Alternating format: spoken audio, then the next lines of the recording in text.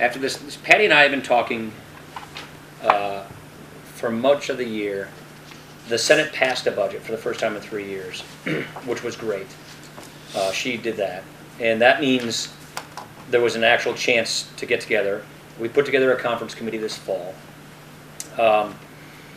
We were very far apart, just in vision and numbers and everything. We had this shutdown. That lasted something like 16 or 17 days. Knowing just the way the budget works, as I do and as she does, we were looking at a shutdown scenario in January and possibly another one in October. I and she thought that that was really bad for the country. We did not think that that was going to be productive. We didn't think it was going to be good for the economy. And so we decided, let's see if we can figure this thing out and avoid that from happening next year, meaning 2014.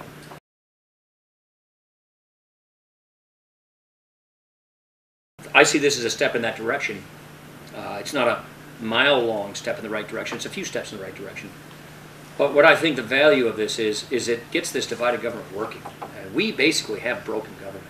And we thought that having more shutdowns and more drama surrounding that, and having Congress just write another blank check because it can't do its job, is bad for our country.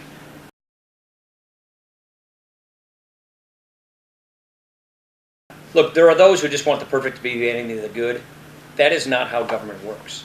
And that's not how the framers intended it to work, by the way, either. We're working within the constitutional system, meaning elections have consequences. We have divided government. Republicans control the House, the Democrats control the Senate and the White House. And that means you have to compromise. That means you have to work together to make government function at a basic level. That, to me, is perfectly consistent with constitutional government, with the way the founders intended government to work.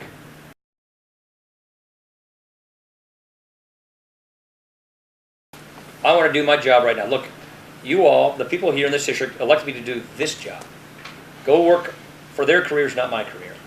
My colleagues asked me to return as budget chair to represent them in federal budget negotiations. That's my job right now. It is not my job to worry about some other job. It's my job to do this job. That's just honestly the way I see it. This law is born of such a bad architecture that it has to be replaced. In January, you're going to have an architecture, you're going to have a wave where people have serious sticker shock on their premiums with higher deductibles and closed networks. The exchange here in Rock County, either Dean or Mercy can't have both. People are going to be a little shocked when they see that you can't, a good friend and coworker of mine had to give up their pediatrician at Dean that they had for, all of their kids because they can't go to Dean anymore. They got to go to Mercy.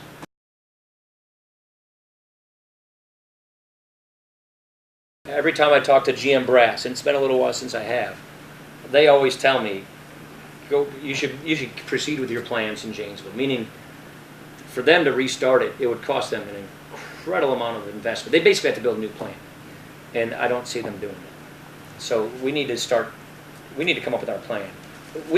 Janesville, Rock County has a plan. We need to get possession of it so we can start marketing it.